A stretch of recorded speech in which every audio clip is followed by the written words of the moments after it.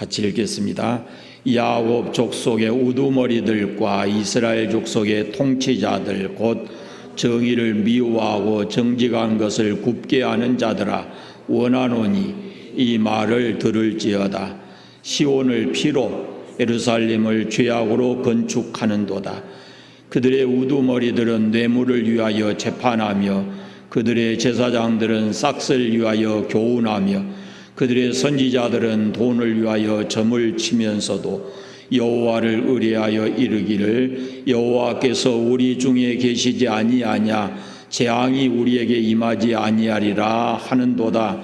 이러므로 너희로 말미암아 시온은 가라 없는 밭이 되고 예루살렘은 무더기가 되고 성전에 사는 수풀의 높은 곳이 되리라. 아멘. 오늘 우리가 읽은 말씀을 보면 이스라엘의 지도자들을 하나의 건축가로 그리고 이스라엘 유다 사회를 하나의 건축물로 그렇게 보고 있습니다. 미가 선지자가 이 건축자들이 지은 건축물을 이렇게 정밀하게 분석하고 진단하고 있는데 결론이 뭐냐면 부실공사다. 부실공사로 지어졌기 때문에 붕괴될 수밖에 없는 건물이다. 이렇게 보고 있는 것입니다. 10절 말씀을 같이 볼까요? 시온을 피로 예루살렘을 죄악으로 건축하는도다. 그럽니다. 잘못된 자재를 써서 건축을 한 것입니다. 잘못된 방법으로 건축을 지은 거죠. 그래서 붕괴될 위험을 안고 있었다라는 겁니다. 절대로 준공검사가 날 수 없는 그런 부실공사를 한 것이다 라고 말씀을 합니다. 우리는 우리의 신앙을 한번 돌아봐야 합니다. 우리의 신앙은 부실신앙이 아닌지, 붕괴될 위험을 안고 신앙생활하는 사람들이 참 많이 있습니다. 주님이 오실 때까지 견고하게 서 있어야 되는데 부실해서 신앙이 잘못돼서 그 신앙이 붕괴될 그런 사람들이 많다는 겁니다. 안타깝고 불행한 일입니다. 저는 지금 마음이 답답한 것이 여러분 제가 사도신경을 여러분에게 강의하고 지금 소요리 문답을 43문까지 강의를 했는데 이게 107문이라 그랬잖아요. 이게 아무것도 아닌 것처럼 보이지만은 그 모든 것들이 여러분의 신앙이 무너지지 않도록 그 털을 닦고 거기에 기둥을 세우는 거거든요. 그런 것들이. 그 중에서는 어떤 것은 기둥의 역할도 하고 어떤 것은 석가래 역할도 하고 그런 것들입니다. 그런데 그걸 못해서 지금 제가 굉장히 마음이 답답한 거예요.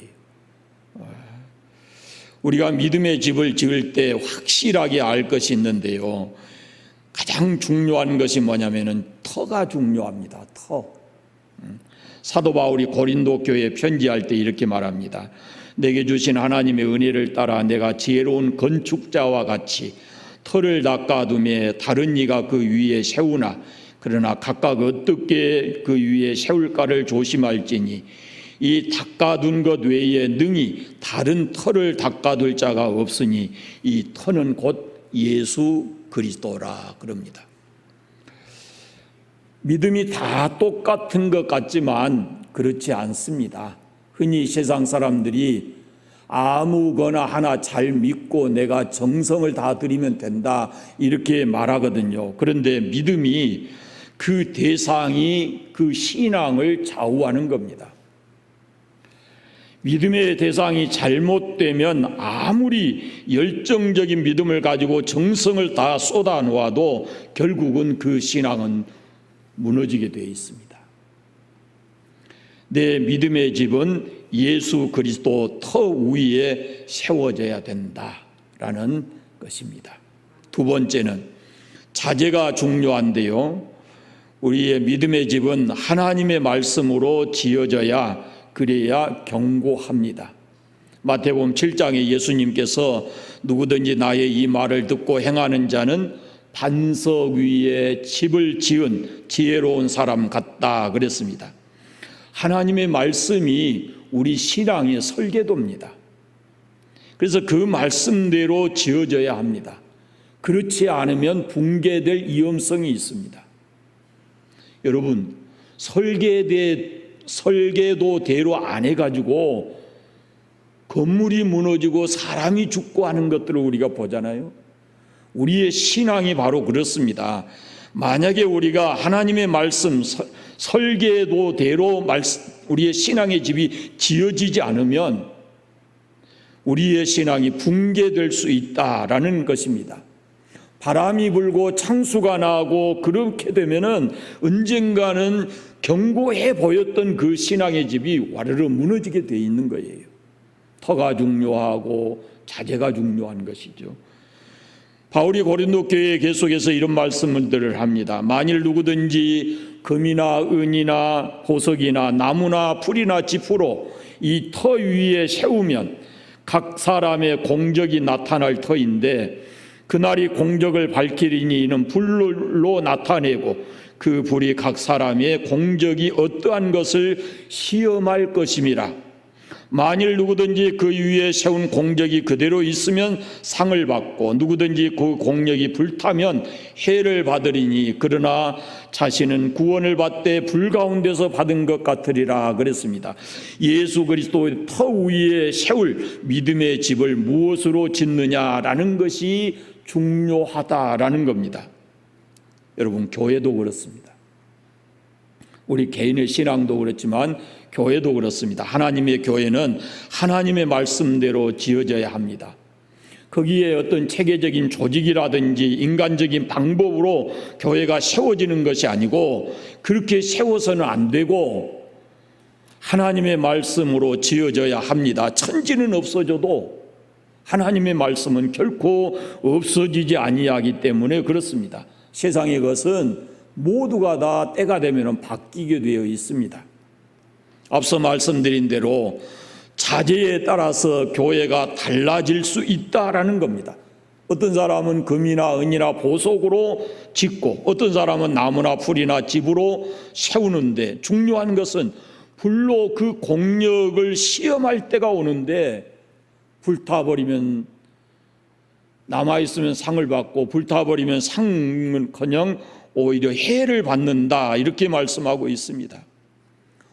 사도 바울은 이 경험이 철저하게 가지고 있어요. 처음에 그가 사도행전에 보면은 고린도 교회, 고린도 지역에 가서 복음을 전할 때 고린도라고 하는 곳이 아테네에서 멀지를 않습니다. 그럼 아테네가 어떤 도시입니까? 철학자들이 모여 있는 도시예요. 아주 유명한 철학자들이 그 아테네에 모여서 철학을 논하고 인간을 논하고 했던 곳들이 이 아테네거든요. 유명한 철학의 발상지가 거기에 여러 종류의 철학들이 다 있었어요. 그런데 그 고린도에 가서 이 철학적으로 멋있게 복음을 전했어요. 실패했습니다. 그리고 그가 깨달은 겁니다. 하나님의 교회는 하나님의 말씀으로 세워져야지 인간의 어떤 철학이나 방법이나 이런 것 위에 세워지면은 처음에는 그것이 아주 멋있어 보이고 그럴듯해 보일지 모르지만 환난과 핍박이 오게 되면은 견디지 못하고 결국은 무너진다라는 겁니다. 그러니까 교회에 오기 전에 우리가 세상적인 어떤 경험을 가졌든지 지식을 가졌든지 교회에 와서는 그걸 다 내려놓고 하나님 말씀에 철저하게 그 말씀대로 우리의 신앙의 집을 새롭게 지어가야 된다는 겁니다. 어떤 사람은 60년, 70년 동안 그렇게 세상 것으로 자기 인생의 집을 지어왔어요. 그러나 나중에라도 예수님을 믿게 되면 분명히 알아야 합니다. 그걸 다 내려놓고 이제는 말씀 안에서 새롭게 인생의 집을 하나님 앞에서 신앙의 집을 지어가야 된다라는 겁니다. 여러분의 신앙의 집을 하나님 말씀 위에 굳게 세우시기를 바랍니다. 인간적 경험, 방법, 지식 이런 것을 다 내려놓고 주의 말씀 위에 굳게 세워야 합니다. 자, 오늘 본문을 보시면요, 미가 선지자가 있던 당시의 시대 상황을 그대로 얘기하고 있어요. 사회 지도자들이 얼마나 중요한가라는 것을 볼 수가 있는데, 그들의 의도대로 이 사회가 하나의 건축물로 완성이 돼 가거든요.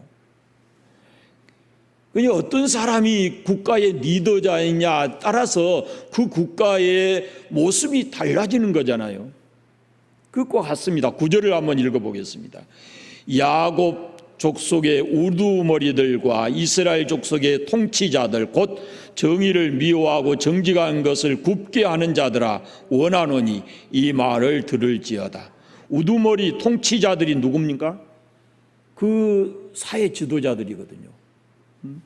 그런데 그들에 의해서 그 사회가 방향이 결정되는데, 이 미가 선지자는 그들을 향해서 어떻게 말을 합니까? 정의를 미워하고 정직한 것을 굽게 하는 자들아, 이렇게 말합니다. 사회의 기본과 방향을 잘못 지금 잡고 가고 있는 거예요, 지도자들이요.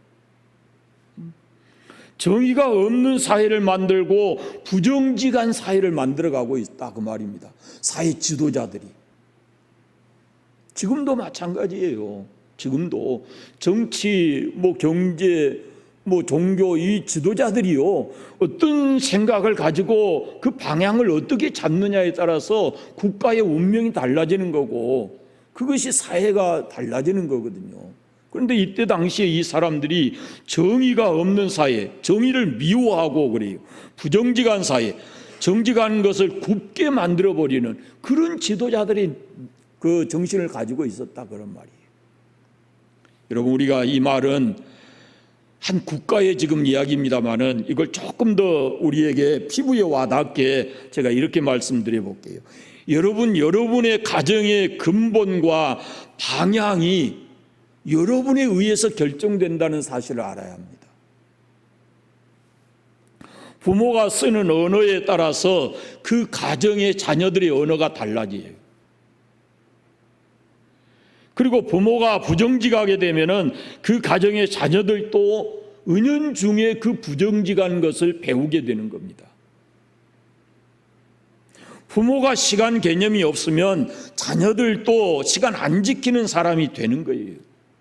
이것은 교회도 마찬가지입니다. 교회도 교회 방향이 목회자와 그리고 그 교회 지도자들에 의해 달려 있는 거예요. 그러니까 적어도 이 교회의 지도자들은 그걸 분명히 알아야 돼요. 그 책임이 있는 거예요. 그만큼 중요하게. 그래서 어떤 정신을 가지고 어떤 신앙을 가지고 교회를 섬겨가는가 하는 것이, 그것이 다음 세대의 이 교회 모습을 결정하는 거거든요.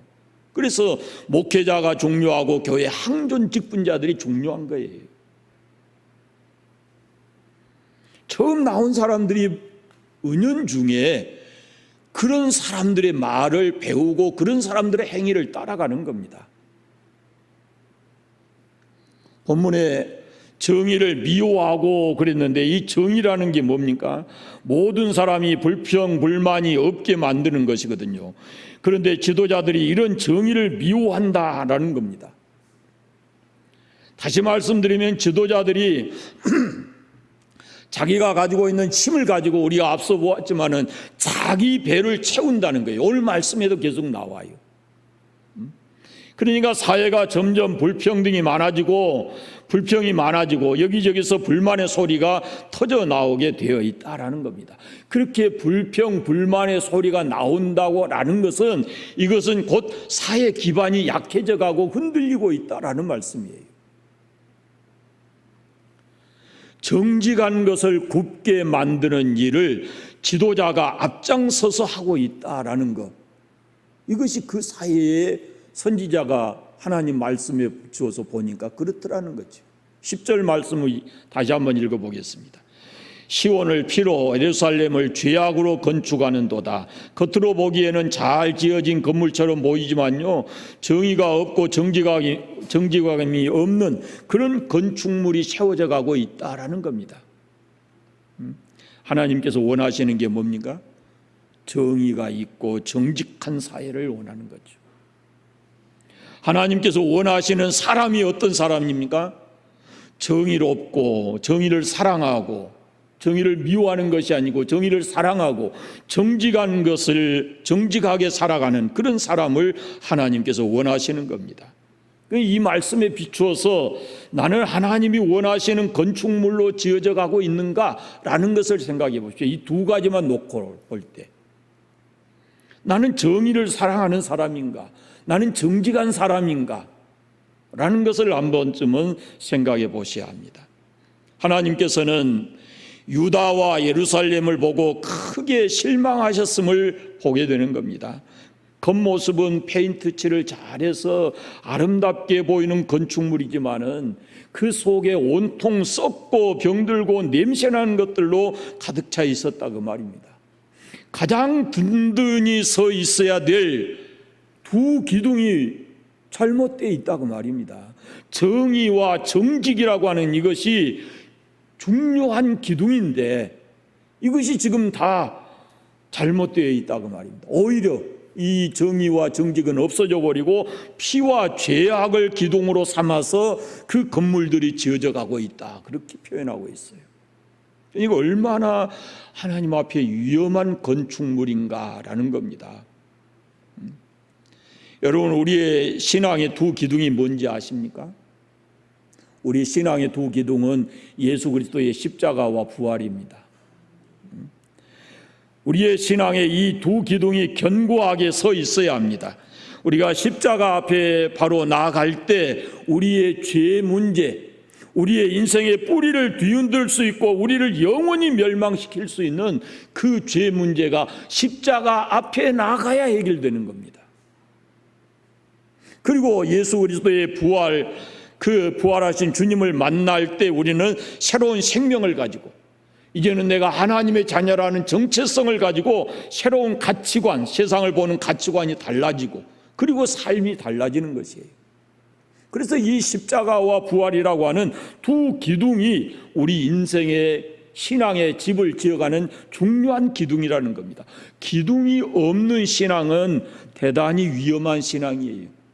교회 왔다 갔다 그 신앙이 아니고 이 두 기둥이 우리의 신앙의 집에 세워져 있어야 되는데 이게 없이 교회 왔다 갔다 하는 것은 이건 대단히 위험한 신앙이다 그 말입니다. 붕괴될 위험을 안고 살아가는 것다. 여러분의 신앙의 이 두 기둥이 견고하게 세워져 있기를 바랍니다. 주님 오실 때까지 무너지지 않는 견고한 집이 될 것입니다. 11절 말씀을 같이 보겠습니다. 그들의 우두머리들은 뇌물을 위하여 재판하며 그들의 제사장들은 싹을 위하여 교훈하며 그들의 선지자들은 돈을 위하여 점을 치면서도 여호와를 의뢰하여 이르기를 여호와께서 우리 중에 계시지 아니하냐, 재앙이 우리에게 임하지 아니하리라 하는도다.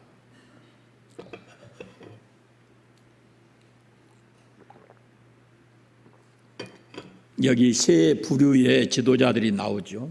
우두머리, 제사장, 선지자, 그렇습니다. 그런데 이들의 모습이 어떤가 보십시오. 표현은 조금 다르지만 다 백성들로부터 뭘 하는 거예요? 거기 보세요. 거기 우두머리들은 뭘 좋아해요? 뇌물. 제사장들은 뭘 위해요? 싹을 위해서. 선지자들은 뭐 해요? 돈. 뇌물이나 싹이나 돈이나 다 같은 말이잖아요. 다 같은 말.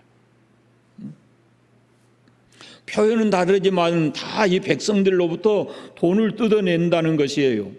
우두머리들은 뇌물, 제사장들은 싹을 위해서, 선지자들은 돈을 위해서 일을 한다, 그런 말입니다.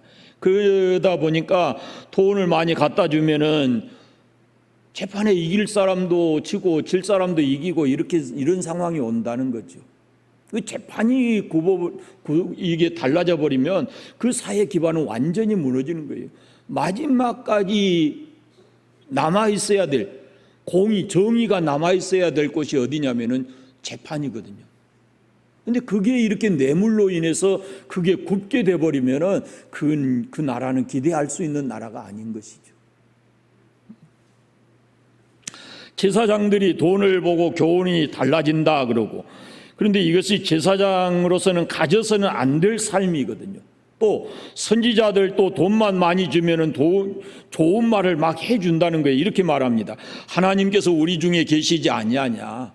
그러니까 재앙이 우리에게 임하지 아니한다. 그렇게 얘기를 하는 겁니다. 어느 시대, 어느 사회든지요, 돈과 관계에 대해서 사람들의 가치관이 또 삶이 흔들리고 있는 것이 아닐까 그런 생각이 들어요. 지금 이 시대도 사람들이 흔들린 게 뭐예요? 재판관이나 선지자나 제사장이나 흔들린 게 뭐예요? 돈 때문에 그러잖아요. 돈 때문에. 지금도 우리 시대도 똑같아요. 이건 앞으로 또 세대가 가도 똑같을 거예요. 그러니까 이 돈에 대한 우리의 가치관이 어떻게 형성이 되느냐에 따라서 우리가 세상을 보는 눈이 달라지고 그리고 살아가는 삶이 달라지는 거예요. 우두머리들이 잘못되었으면 제사장이라도 바로 됐어야 되지 않겠어요? 그리고 이 제사장이 잘못 가르치면 선지자라도 바른 말을 그들에게 했어야지요. 우두머리들과 제사장들에게. 그런데 이게 선지자들도 똑같이 그런 상황이 됐다 그런 말입니다. 우두머리나 제사장이나 선지자들이나 다 똑같이 돈이라는 가치 때문에 자기들이 해야 될 일을 잘 못하고 있다 그런 말입니다. 서로가 격려는 안 했을지 모르지만은 아마 서로 모른 척하고 묵인했을 거예요. 틀림없이.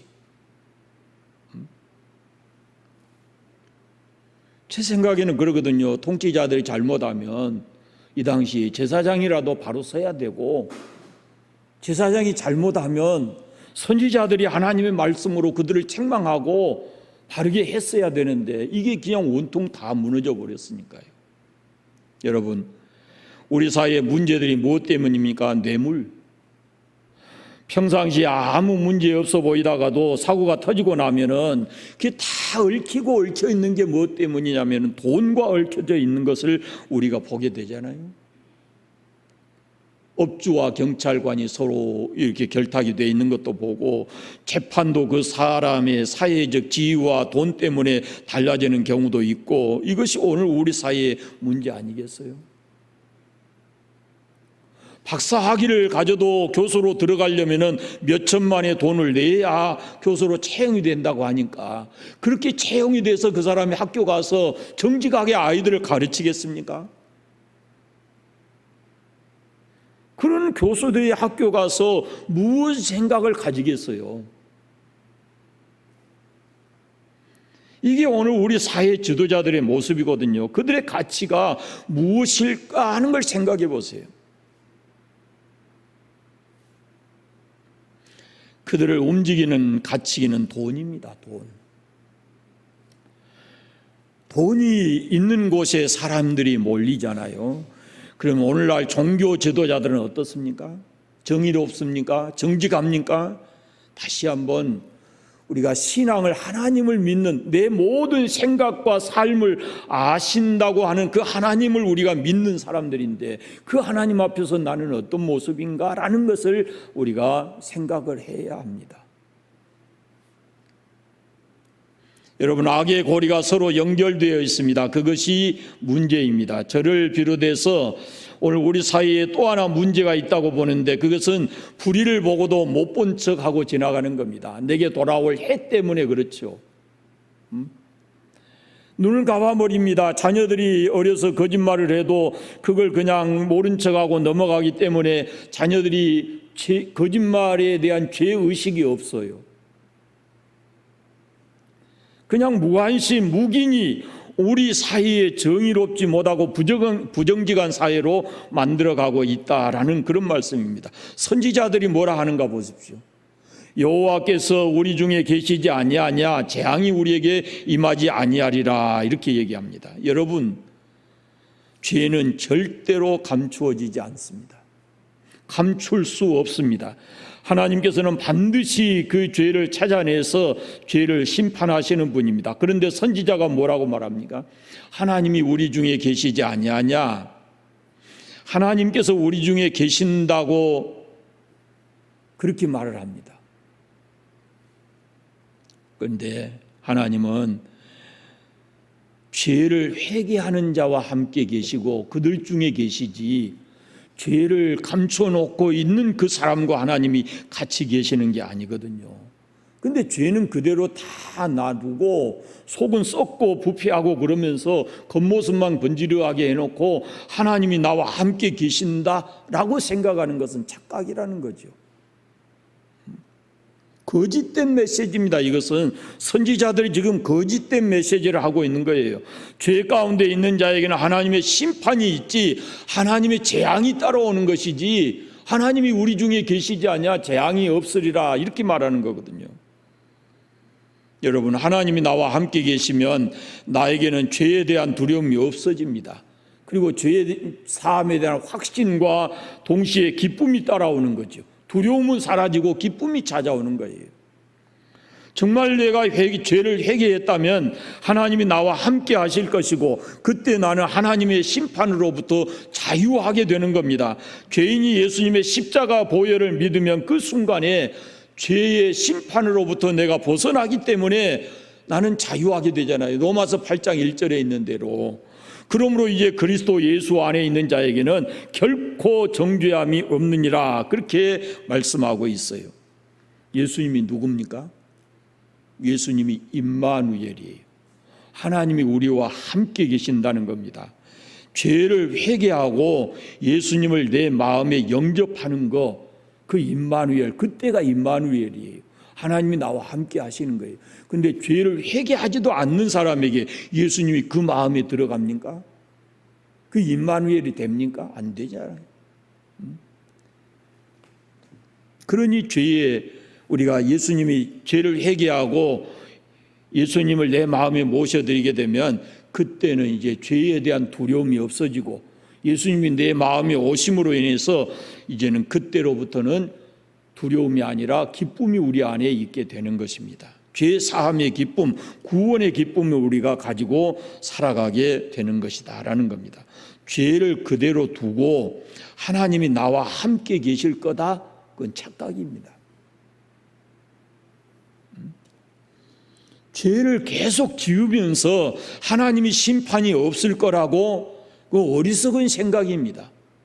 선지자가 지금 이렇게 말하고 있는데 이 선지자는 정직하지 않은 선지자입니다. 죄를 마음속에 두고 있는데 죄를 온갖 썩고 지금 정의도 없고 정직하지도 않는 그런 사람들인데, 그럼에도 불구하고 이 사람들을 향해서 하는 말이 하나님의 재앙이 없다. 왜? 하나님 우리와 함께 계시지 않냐? 이렇게 얘기하고 있잖아요. 잘못 말씀을 선포하고 있는 거예요. 12절 말씀을 같이 보십시다. 마지막.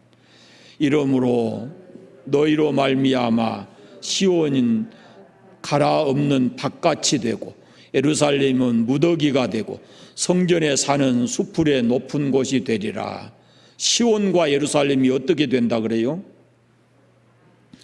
시온은 갈아엎는 밭같이 되고 예루살렘은 무더기가 되고. 좋은 말입니까? 아니죠. 이건 두려운 말씀이에요. 하나님의 진노하시는 말씀이에요. 다시 말씀드리면 시온과 예루살렘을 하나님께서 버리신다, 그런 말씀이에요. 예루살렘에 하나님의 성전이 있어요. 예루살렘에 하나님이 성전이 있다 그래서 죄가 있는데도, 그 속에 온통 썩어 있는데도 하나님께서 그 성전 때문에 그 사람들을 봐줍니까? 그렇지 않다는 거예요. 여러분, 우리가 이 말씀 잘 들어야 합니다. 우리가 교회 주변에 살았다 그래서 하나님이 봐주시는 거 아닙니다. 내 아내가 예수 잘 믿는다 그래서 하나님께서 그 남편을 봐주는 거 아닙니다. 한 가지만 더 하겠습니다. 내가 교회 안에 있다 그래서 안심해서 되는 게 아닙니다. 결코 아닙니다. 하나님께서 왜 죄 없으신 예수님을 십자가에 내어주셨습니까? 예수님을 믿지 않으면 그 누구라도 멸망하는 겁니다. 내 몸이 교회 안에 있으니까 별일 없을 것이다? 아닙니다.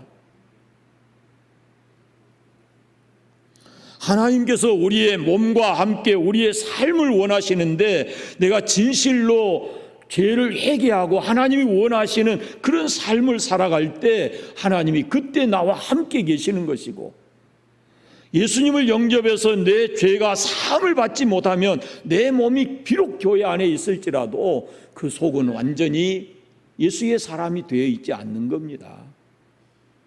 그래서 우리는 다시 한번 우리 예수님 안에서 내 신앙의 집이 잘 지어져 가고 있는가라는 것을 생각해야 합니다. 오늘 말씀을 세 가지로 간단히 정리하겠습니다. 첫째는, 예수 믿는 우리에게 첫째는 정의와